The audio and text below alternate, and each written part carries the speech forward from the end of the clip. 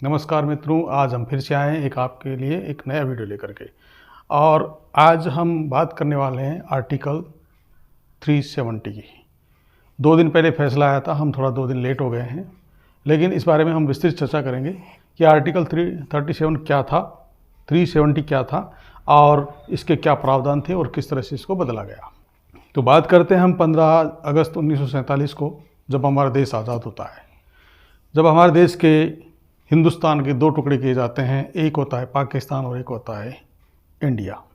पाकिस्तान और इंडिया का जब 2 भाग कर दिए जाते हैं तो दोनों भागों में से तो जब देश आज़ाद होता है तो हमारे देश में 562 यानी 562 देसी रियासतें थी जो अलग अलग वहाँ के राजा थे। जब हमारे देश का विभाजन हुआ तो उस समय उन्हें ये कहा गया था कि आप चाहे तो, आपके पास 3 रास्ते हैं, आप चाहे तो पाकिस्तान मिल सकते हैं, आप चाहे तो हिंदुस्तान मिल सकते हैं यानी इंडिया मिल सकते हैं, और आप चाहें तो अपना खुद का स्टेटस रख सकते हैं, अर्थात आप किसी में नहीं मिले अपना खुद का अस्तित्व बनाए रख सकते हैं। ऐसी स्थिति में हमारे देश में 3 रियासतें, जूनागढ़, हैदराबाद और जम्मू कश्मीर, इन तीनों ने अपना खुद का अस्तित्व रखना चाहा। तो सैन्य कार्रवाई के द्वारा हैदराबाद को सैन्य कार्रवाई के द्वारा हमारे देश में शामिल किया गया, और जो जूनागढ़ था उसको जन संग्रह के द्वारा किया गया, जनमत संग्रह के द्वारा किया गया, और जो जम्मू कश्मीर थी वो अपने सेल्फ स्टेट में रहना चाहती थी, अर्थात उस समय उसके राजा थे हिंदू राजा हरि सिंह। तो महाराजा हरि सिंह अपना खुद का राज्य बनाए रखना चाहते थे, वो न राज्य पाकिस्तान मिलना चाहते थे और न ही वो इंडिया मिलना चाहते थे।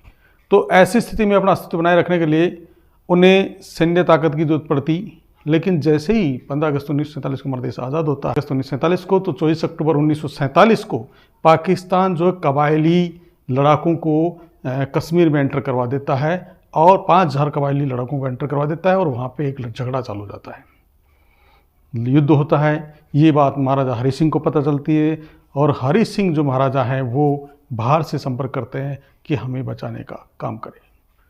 तो भारत के जो तत्कालीन प्रधानमंत्री थे पंडित जवाहरलाल नेहरू, वो कहते कि आप भारत में विलय पत्र पे आप साइन कीजिए, हम आपकी सहायता के लिए तैयार हैं। तो महाराजा हरि सिंह ने उसमें विलय पत्र में साइन कर दिया, और हमने भारत की सेना ने जाकर के उनको आगे बढ़ाया, उनको वहाँ से निकालना खदेड़ना शुरू कर दिया। जब वो बहुत आगे निकल गए तो उस समय 24 अक्टूबर 1947 को उन्होंने आक्रमण किया था, और 31 दिसंबर 1948 को यह जंग समाप्त हुई थी। उस समय हमारे पास जम्मू कश्मीर का 2/3 हिस्सा था, जबकि 1/3 हिस्सा पाकिस्तान के बराबर गया था।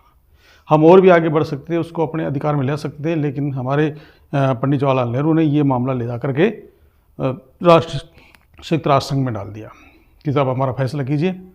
तो उस स्थिति में जैसे अभी किसी के झगड़ा होता है, कोई समस्या आ जाती है, कोई ज़मीनी विवाद होता है, तो उस पर कोर्ट के पास में जाते हैं और कोर्ट उस पर स्टे ले लेता है। स्टे लेने का मतलब यथास्थिति बनाए रखे है, ना आप इसके ऊपर अतिक्रमण करेंगे ना ये बात होंगे। ऐसी स्थिति हमारी हो गई। उसके ऊपर संयुक्त राष्ट्र संघ ने ये साबित कर दिया कि आप यथास्थिति बनाए रखें जब तक मामला सुलझ नहीं जाता है। तब से लेकर के उस पीओके के जिसको बोलते हैं, उसके ऊपर पाक अधिकृत कश्मीर जिसको बोलते हैं, उसमें पाकिस्तान का अधिकार है, और जो हमारे इंडियन कश्मीर है उसके अंदर हमारा एरिया है। तो जब ये देश आज़ाद हुआ तो कश्मीर जब पाकिस्तान के लड़ा, तो हरि सिंह ने हमारे से विलय पत्र पे साइन किए, लेकिन साइन करने पे 2-3 चीज़ें रखी गई कि भाई एक तो है संचार। जब हमने कहा था हरि सिंह को कि एक तो संचार से संबंधित, विदेशी मामलों से संबंधित और रक्षा संबंधित मामले तो हमारे भारतीय सरकार के पास रहेंगे, और बाकी आप अपना क्योंकि उस समय हमारा संविधान का निर्माण हो रहा था। जब संविधान का निर्माण हो रहा था तो उस समय जम्मू कश्मीर से किसी को भी संविधान सभा का सदस्य नहीं चुना गया था। तो नहीं चुना गया था तो उनके जो मामले थे वो उसमें डाले नहीं गए थे, केवल बाकी शेष भारत का बन रहा था। तो ऐसी स्थिति में फिर वहाँ से भी 3 व्यक्तियों को लिया गया, जिसमें एक तो थे तो जुलाई 1949 में शेख अब्दुल्ला, मिर्ज़ा अफजल और मोतीलाल बागड़ा और मसूदी को संविधान सभा में शामिल किया गया। तो उस समय इनको एक आर्टिकल 370 के तहत ये कह दिया गया कि ये चीज़ें तो हम जो संचार संबंधित हैं, और संचार, रक्षा और विदेश से संबंधित जो मामले वो तो हम रखेंगे, और बाकी आप अपने स्तर पे एक संविधान बना। ये स्थायी अस्थायी इनको एक आर्टिकल के तहत ये इशू दे दिया गया। 17 अक्टूबर 1949 को आर्टिकल 370 भारतीय संविधान में शामिल होता है और इसके तहत मतलब जम्मू कश्मीर को अधिकार दे दिया जाता है कि आपके जो संचार संबंधी मामले हैं या विदेश संबंधी मामले हैं या फिर आपकी रक्षा संबंधी मामले हैं वो तो भारत सरकार देखेगी, लेकिन आप फिलहाल अस्थायी तौर पे अपने लिए एक संविधान डेवलप कर लीजिए ताकि आप अपने राज्यों को आसानी से चला सकें। तो ये वहाँ पे एक प्रावधान होता है। तो 1951 में जम्मू कश्मीर संविधान सभा का गठन होता है और इसे ये तय करना होता है कि भारत के कौन से कानून जम्मू कश्मीर पर लागू होंगे, किस प्रकार से इनके नियमन होंगे, ये चीज़ें उसे लागू करनी थी। 1954 को भारतीय संविधान में आर्टिकल 35A जोड़ा गया और उसके तहत जम्मू कश्मीर की विधानसभा को ये जिम्मेदारी दी गई कि वो अपने नागरिकों की जो नागरिकता है उसे परिभाषित करने का स्थायी नागरिकों को परिभाषित करने का जिम्मा उसे सौंपा गया। 1957 में जम्मू कश्मीर का संविधान लागू हुआ और उसके बाद में जो संविधान सभा थी उसको भंग कर दिया गया। जम्मू कश्मीर वाली संविधान सभा को भंग कर दिया जाता है। तो ये उनको एक अलग पावर मिल गया और इस पावर के तहत उन्होंने क्या किया कि एक तो भारतीय नागरिक जो भी है वो जम्मू कश्मीर में कोई ज़मीन नहीं खरीद सकता है। अगर वहाँ की कोई महिला है जम्मू कश्मीर की, वो किसी भारतीय नागरिक से अन्य देश के नागरिक से विवाह कर लेती है तो उसकी संपत्ति में अधिकार वहाँ से हट जाएगा, उसकी नागरिकता ख़त्म कर दी जाएगी। इन्होंने अपना अलग से झंडा बना लिया, यानी भारतीय झंडे को वे झंडा नहीं मानेंगे।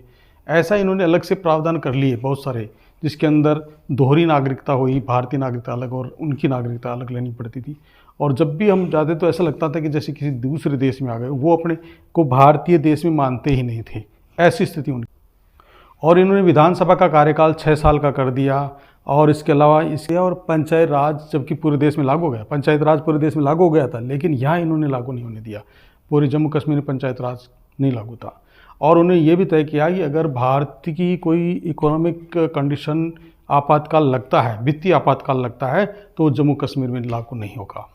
ऐसे बहुत सारे कानून थे जो भारतीय कानून थे और वो लगते नहीं थे। इसलिए भारतीय लोगों ने क्या इस चीज़ का विरोध किया। तो जब बीजेपी जब सत्ता में आई तो उन्होंने अपने मैनिफेस्टो में डाला कि भाई जब भी हम सत्ता में आएंगे तो हम 370 जो आर्टिकल है उसको हटाएंगे, उसको जम्मू कश्मीर से हटा देंगे, ऐसा उन्होंने प्रावधान किया था। तो फिर मई 2019 को बीजेपी सत्ता में आती है, पुनः लौट के आती है और अपने मैनिफेस्टो के अनुकूल वह कार्रवाई करती है। में आती है तो 5 अगस्त 2019 को आर्टिकल 370 को हटा देती है। जब बीजेपी मई 2019 के अंदर सत्ता में फिर से लौट के आती है तो अपनी मैनिफेस्टो के अनुकूल वह कार्य करती है और 5 अगस्त 2019 को जो 370 का लफड़ा था उसे पूर्णतः हटा देती है।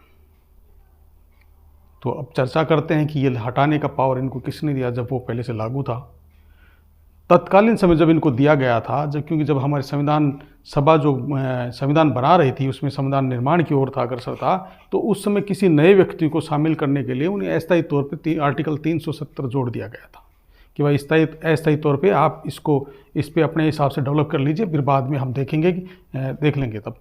तो ऐसी स्थिति में उन्होंने उसी समय उसको डेवलप कर लिया और उसको स्थायी मान लिया। लेकिन ये था कि बिना संविधान सभा, जो जम्मू कश्मीर की संविधान सभा थी, उसके अनुमति के बगैर इसको बदला नहीं जा सकता था। तो संविधान सभा को तो 1957 में ही समाप्त कर दिया गया था, भंग कर दिया गया था। तो ऐसे स्थिति में कहाँ ये लिया जाए। तो फिर जब सरकार जम्मू कश्मीर में चुनाव होते हैं, चुनाव होने के बाद में महबूबा मुफ्ती और बीजेपी का गठबंधन बनता है और एक सरकार निर्माण करते हैं। तो सरकार के दौरान फिर इनकी आपस में अनबन होती है। उस समय वो बीजेपी अपना समर्थन वापस ले लेती है और महबूबा मुफ्ती की सरकार गिर जाती है। ऐसी स्थिति में फिर वहाँ पे राष्ट्रपति शासन लगता है। तो राष्ट्रपति शासन जब लगता है तो उसे ही वो मान लिया जाता है कि वो ये पावर जो है वो संसद को सौंप सकता है। तो फिर राष्ट्रपति ने ये पावर संसद को सौंप दिया। संसद का मतलब है कि केंद्र सरकार को सौंप दिया और केंद्र सरकार ने इसे रिमूव कर दिया। अगस्त 2019 को केंद्र सरकार ने आर्टिकल 370 का जो विशेष दर्जा जम्मू कश्मीर को प्राप्त था उसे छीन लिया और इसे 2 केंद्र शासित प्रदेशों में बांट दिया। एक था जम्मू कश्मीर और एक था लद्दाख। तो 2 भागों में बांट दिया। और अब जिस समय जब राज्य 29 थे और जो 7 से केंद्र शासित प्रदेश थे तो उनको बदल करके उन्होंने 8 केंद्र शासित प्रदेश और 28 राज्य कर दिए। तो इस प्रकार से ये हटा, लेकिन जब धारा 370 हटाई गई या आर्टिकल 370 हटाया गया, उस समय बहुत ही दबंग काम किया गया केंद्र सरकार के द्वारा। केंद्र सरकार ने 10,000 सैनिक भेज दी वहाँ पे, पूरी तरह से चाक चौबंद कर दी जाती व्यवस्था। उसके बाद में और 28,000 सैनिक भेजती है और पूरी तरह से दबंग तरीके से काम करती है। चारों तरफ से उसको, कश्मीर को जो पूरी तरह से चाक चौबंद कर दिया जाता है।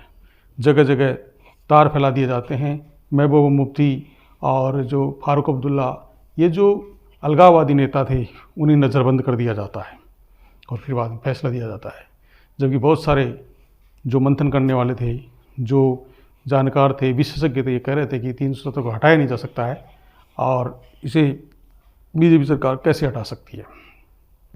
लेकिन हटा कर दिया गया। उसके बाद में फिर बहुत सारे रिट लगाई, याचिकाएं लगाई गई कि ये तो एक 370 धारा 370 है, वो एक रेगुलर यानी कि स्थायी प्रावधान था, जिसे कैसे हटा सकती है, संविधान के साथ ऐसे छेड़छाड़ कैसे की जा सकती है। लेकिन इस बात की रिट लगाई गई। अभी 11 दिसंबर 2023 को ये फैसला आता है। 5 जजों की जो DY चंद्रचूड़ जो हमारे चीफ जस्टिस हैं, उनकी अध्यक्षता में 5 जजों की बेंच ने ये निर्णय देती है कि जो बीजेपी सरकार ने, यानी कि जो केंद्र सरकार ने ये फैसला लिया था 370 हटाने का, वो बरकरार रहेगा। यानी उसको उसमें कोई गलत नहीं था, बिल्कुल सही था। इसके बाद में जो जिनके लोगों के सपने थे 370 वापस लागू करने के, वो दरे के दरे रह गए। तो दोस्तों, आज हम इतनी ही चर्चा करेंगे। आने वाले वीडियो में और हम इससे विशेष चर्चा करेंगे। और आज हमारी संसद पे हमला हुआ है या फिर ऐसे कोई भी मतलब लोग अंदर घुस गए हैं, तो उसके ऊपर भी हम एक वीडियो लाएंगे कि क्या चूक हुई और किस प्रकार की सुरक्षाएं संसद की होती हैं। तो उस विषय में भी हम आगे आने वाले वीडियो में चर्चा करेंगे। तब तक के लिए नमस्कार। लेकिन जाने से पहले एक बार ज़रूर देखिए, हमारे वीडियो को लाइक कीजिए, शेयर कीजिए, सब्सक्राइब जरूर कीजिए। दोस्तों, सब्सक्राइब करना बहुत ज़रूरी है।